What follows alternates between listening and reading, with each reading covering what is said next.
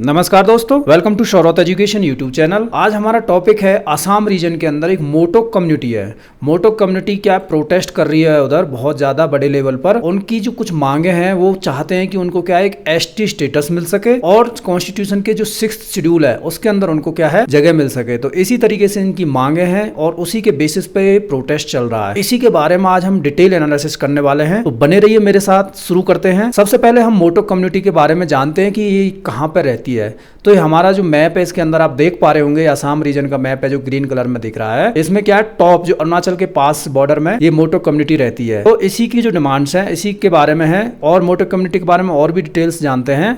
ये क्या है एक इंडिजीनियस ग्रुप है नॉर्थ ईस्ट इंडिया का। ये ज्यादातर जो रहते हैं वो आसाम की कुछ डिस्ट्रिक्ट्स हैं जैसे कि डिब्रूगढ़ हो गया, तिनसुकिया हो गया, शिवसागर हो गया, लखीमपुर हो गया। ये 4 डिस्ट्रिक्ट्स हैं। चारों डिस्ट्रिक्ट्स में फैली हुई है ये ट्राइब। और इसकी कुछ हिस्ट्री के बारे में देखते हैं। ये एक मतक रेबेलियन चला था ओहम स्टेट्स के अगेंस्ट में, इन लोगों ने किया था। ये पूरी की पूरी ट्राइब ने ओहम रीजन का जब बहुत ज्यादा बढ़ावा चल रहा था नॉर्थ ईस्ट रीजन में, तो उस टाइम पे इन्होंने एक मतक रेबेलियन किया था। जिसकी बाद क्या है इन्होंने अपना एक सेमी ऑटोनोमस मतक स्टेट बनाया था जिसकी जो राजधानी थी वो थी बैंगमारा। तो ये इनका थोड़ा सा हिस्ट्री रहा है, इसके बारे में थोड़ा याद रख सकते हैं। अच्छा, 2020 के अंदर इनको क्या है एक मोटक ऑटोनोमस काउंसिल बना दिया गया था। मोटोक ऑटोनोमस काउंसिल क्या है एक नॉन कॉन्स्टिट्यूशनल बॉडी है जिसकी हेल्प से क्या है इनको थोड़ी सी ऑटोनॉमी दे दी गई थी कि ये अपने स्टेट्स के अंदर यानी कि अपनी जो कम्युनिटी को थोड़ा सा सेफगार्ड कर सकें और इनको कुछ राइट्स मिल सकें। लेकिन इसमें क्या है कॉन्स्टिट्यूशनल स्टेटस इनको अभी तक नहीं मिला है। ये 6th शेड्यूल में इंक्लूड होने के बाद ही इनको क्या है कॉन्स्टिट्यूशनल स्टेटस मिल सकता है। तो उसी की ये डिमांड कर रहे हैं अभी फिलहाल। अभी हम इनकी डिमांड्स के ऊपर थोड़ा सा फोकस कर लेते हैं।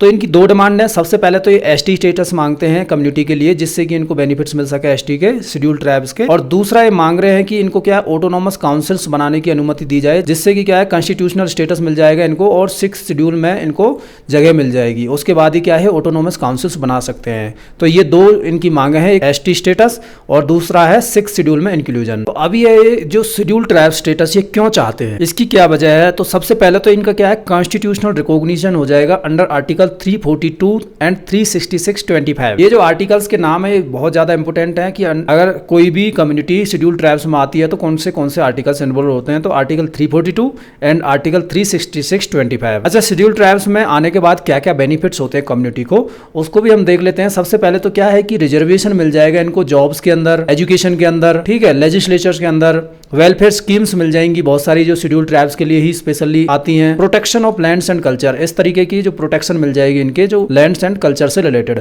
तो शेड्यूल ट्राइब्स में आने के बहुत ज्यादा बेनिफिट्स हैं, इसीलिए ये क्या है शेड्यूल ट्राइब्स की जो मांग कर रही है कम्युनिटी। ये जो डिमांड है इनकी बहुत दिनों से पेंडिंग पड़ी हुई है। बीजेपी का जो इलेक्टोरल प्रॉमिस था 2014 में, इन्होंने प्रॉमिस किया था इस कम्युनिटी के साथ कि अगर वो बीजेपी गवर्नमेंट में आती है तो इनका जो शेड्यूल ट्राइब्स जो स्टेटस है इनको दिला दिया जाएगा। तो इसलिए ये अभी भी डिमांड कर रहे हैं। अभी जो प्रोसीजर क्या है, अगर कोई भी कम्युनिटी अगर शेड्यूल ट्राइब्स में आना चाहे तो उसका क्या प्रोसीजर है उसको हम डिटेल्स में देखते हैं। ये बहुत ज्यादा इंपॉर्टेंट है, इसका ध्यान रखना है। तो सबसे पहले जो स्टेट और यूनियन टेरिटोरी, स्टेट भी हो सकता है और यूनियन टेरिटोरी से भी कोई कम्युनिटी मांग कर सकती है, तो उसका गवर्नमेंट का रिकमेंडेशन होना चाहिए। यानी कि जो लोकल लेवल की जो गवर्नमेंट है स्टेट लेवल की और यूनियन टेरिटोरी लेवल की, उसका रिकमेंडेशन सबसे पहले चलता है। वो रिकमेंड करके फॉरवर्ड करती है मिनिस्ट्री ऑफ ट्राइबल अफेयर्स के रिव्यू के लिए। वही रिपोर्ट को क्या है मिनिस्ट्री ऑफ ट्राइबल अफेयर्स पास जाती है दूसरे नंबर पर। और मिनिस्ट्री ऑफ ट्राइबल अफेयर्स भी इसको पास कर देती है तो ये रिपोर्ट भेजती है आरजीआई के पास। आरजीआई क्या है रजिस्ट्रार जनरल ऑफ इंडिया। ये दोनों क्या है सेंट्रल गवर्नमेंट की बॉडी है, मिनिस्ट्री ऑफ ट्राइबल अफेयर्स भी और आरजीआई भी। तो तीसरे नंबर पर जाती है आरजीआई और आरजीआई भी क्या है इसको रिकमेंडेशन कर देता है तीसरे नंबर पर। तो उसके बाद ये जाती है national commission for schedule tribes ancestry के पास ओपिनियन के लिए 4th नंबर पर। उसके बाद अगर यहाँ से भी ये रिपोर्ट अगर रिकमेंडेशन हो जाती है तो उसके बाद जाती है कैबिनेट के डिसीजन के लिए। कैबिनेट भी अगर इसको अप्रूव कर देती है, कैबिनेट यानी कि जो सेंट्रल गवर्नमेंट की जो कैबिनेट होती है वो, और वो वहाँ से भी अगर इसको परमिशन मिल जाती है और रिकमेंडेशन हो जाती है तो फिर ये जाता है पार्लियामेंट्री अप्रूवल के लिए। तो पार्लियामेंट के अंदर ये क्या है एक बिल इंट्रोड्यूस किया जाता है to amend the constitution schedule tribes order 1950, यानी कि जो अमेंडमेंट करना पड़ेगा, क्योंकि कोई भी अगर कम्युनिटी शेड्यूल ट्राइब्स में आती है तो उसके लिए क्या है, कॉन्स्टिट्यूशनल अमेंडमेंट जरूरी है। तो उसके लिए क्यों बिल का इंट्रोडक्शन होता है दोनों लोकसभा एंड राज्यसभा के अंदर। जब ये दोनों जगह से पास हो जाता है बिल, उसके बाद जाता है प्रेसिडेंट के पास में और प्रेसिडेंट भी इसको असेंट कर देता है। तो उसके बाद ये प्रेसिडेंटियल एक नोटिफिकेशन इश्यू करता है। उस नोटिफिकेशन में डिफाइन करता है कि ये जो डिफाइंड कम्युनिटी है ये क्या ट्राइबल लिस्ट में इंक्लूड हो चुकी है। इनका जो आर्टिकल है प्रेसिडेंट का, आर्टिकल 342 का यूज करके ये इस कम्युनिटी को इंट्रोड्यूस कर देता है शेड्यूल ट्राइब्स के अंदर। तो ये प्रोसीजर है, इसको बहुत ज्यादा इंपॉर्टेंट है। ये बहुत किसी भी एग्जाम्स में पूछ लिया जाता है कि क्या प्रोसीजर हो सकता है किसी भी ट्राइबल कम्युनिटी को शेड्यूल ट्राइब्स में इंक्लूड करने के लिए। तो 6 कम्युनिटीज और भी हैं आसाम के अंदर जो कि सेम एसटी स्टेटस की डिमांड कर रही है। तो ये जो 6 कम्युनिटीज हैं इनको एक बार गो थ्रू कर लेना है। जैसे कि मोटोक कम्युनिटी है, सेम ये भी कम्युनिटी एसटी स्टेटस की डिमांड कर रही है। बहुत लंबे समय से प्रोटेस्ट वगैरह चलते रहते हैं इनके भी। तो 6th जो शेड्यूल है, सबसे पहले उसके बारे में हम जान लेते हैं। उसके अंदर हमारी 4 जो स्टेट्स हैं वो आते हैं और उसके 4 स्टेट्स के अंदर क्या है, जो ट्राइबल एरियाज है उनको एक ऑटोनॉमस डिस्ट्रिक्ट काउंसिल्स दी जाती है। नॉर्थ ईस्ट के ही 4 स्टेट्स हैं। तो सबसे पहले तो हम इसका शेड्यूल देख लेते हैं, इसका जो आर्टिकल देख लेते हैं। आर्टिकल है 2442। इसका आर्टिकल इंपोर्टेंट है, ध्यान रख लेना है। ऑटोनॉमस डिस्ट्रिक्ट काउंसिल्स बनाने के लिए कौन सा आर्टिकल काम आता है, 6 शेड्यूल का 2442। तो 6 शेड्यूल में सबसे पहले हम देखते हैं कि ऑलरेडी कौन सी जो स्टेट्स हैं ऑलरेडी इसके अंदर में है। तो पहला है मेघालय, देन मिजोरम, त्रिपुरा एंड आसाम। ये नॉर्थ ईस्टर्न स्टेट हैं 4, ये फिलहाल जो 6th शेड्यूल में है। इनमें भी कुछ जो इम्पोर्टेंट है जो ऑटोनॉमस डिस्ट्रिक्ट काउंसिल्स हैं, जैसे कि मेघालय के अंदर अगर आप देखा जाए तो गारो, खासी एंड जयंतिया हिल्स जो है, ये तीनों जो डिस्ट्रिक्ट काउंसिल्स बनी हुई हैं, खासी hills autonomous district council, Jaintia hills autonomous district council and Garo hills autonomous district council. इसके बाद आता है मिजोरम। मिजोरम के अंदर भी 3 है सेम, चकमा, उसके बाद लाई और मारा ऑटोनॉमस डिस्ट्रिक्ट काउंसिल। ये इस तरीके से इस मैप में आप देख पाओगे, यहाँ पे चकमा, लाई एंड मारा ऑटोनॉमस डिस्ट्रिक्ट काउंसिल। ये वेरी इंपॉर्टेंट है इनके नाम, तो आप हमेशा से इनके नाम याद रख सकते हैं, इसका फोटो खींच के रख सकते हैं। नेक्स्ट है त्रिपुरा। त्रिपुरा ट्राइबल एरिया जो ऑटोनॉमस डिस्ट्रिक्ट काउंसिल आती है, इसमें एक ही है त्रिपुरा के अंदर, ठीक है। ये आप इस मैप के अंदर यहाँ पे ग्रीन कलर में देख पाओगे। देन आसाम के अंदर है Dima Hasao autonomous district council, Karbi Anglong and Bodoland territorial council. Bodoland territorial council यहाँ पे है, दीमा हसाओ इधर है एंड कार्बी एंगलोंग इधर है। अभी जो मांग की जा रही है इस तरीके से यहाँ पे है, जो मोटोक कम्युनिटी है जो मांग कर रही है 6th शेड्यूल में इंक्लूड करने के लिए। तो ऐसी जो मांग है ये कोई नई नहीं है, ये बहुत सारी, अभी आपने लद्दाख वाला जो इश्यू देखा होगा, लद्दाख रीजन के अंदर भी सेम 6 शेड्यूल के अंदर इंक्लूजन की बात चल रही है, वे भी इसी चीज़ की मांग कर रहे हैं। तो इसी तरीके से बहुत सारी जो कम्युनिटीज मांग करती रहती है।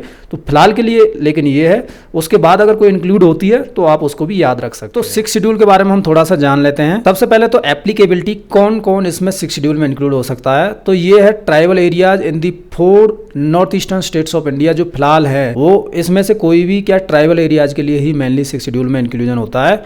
उसके बाद इसमें एडमिनिस्ट्रेशन की अगर बात करें तो डिस्ट्रिक्ट काउंसिल्स और जो रीजनल काउंसिल्स बनाई जाती हैं उसमें क्या है, बेनिफिट्स क्या होंगे, उसके एडमिनिस्ट्रेशन पावर मिल जाती है इनको, एक्सटेंसिव पावर्स मिल जाती हैं जो कि कॉन्स्टिट्यूशनल से ही डायरेक्टली ड्राइव्ड होती है। ये हो गया एग्जीक्यूटिव पावर मिल जाएगी, legislative, judicial, all derived from the constitution. यानी कि ये खुद से अपने जो ट्राइबल एरियाज के लिए अपने खुद के कानून बना सकते हैं, ठीक है। उनके अंदर खुद से जुडिशियल पावर्स रहती है इनके पास, तो कोई भी कानून बना के उसको एग्जीक्यूट कर सकते हैं।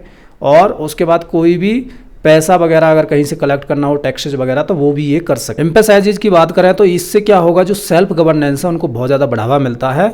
और जो पीशा एक्ट है, यानी कि जो पंचायत वाला जो एक्ट है, अभी मैं बताऊंगा इसके बारे में, वो यहाँ पे एप्लीकेबल नहीं होता है।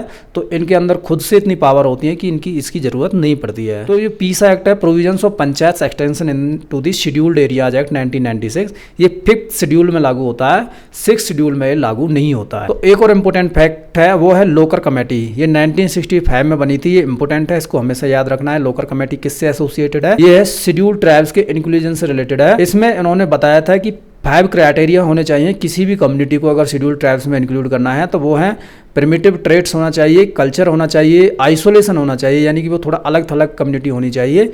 उसके बाद साइनेस होनी चाहिए कम्युनिटी में, उसके बाद है बैकवर्डनेस होनी चाहिए, यानी कि पिछड़ापन। तो इस तरीके की जो लोकल कमेटी है इसको हमेशा याद रखना है। तो यहाँ पे ये टॉपिक खत्म होता है। तो जय हिंद, जय भारत।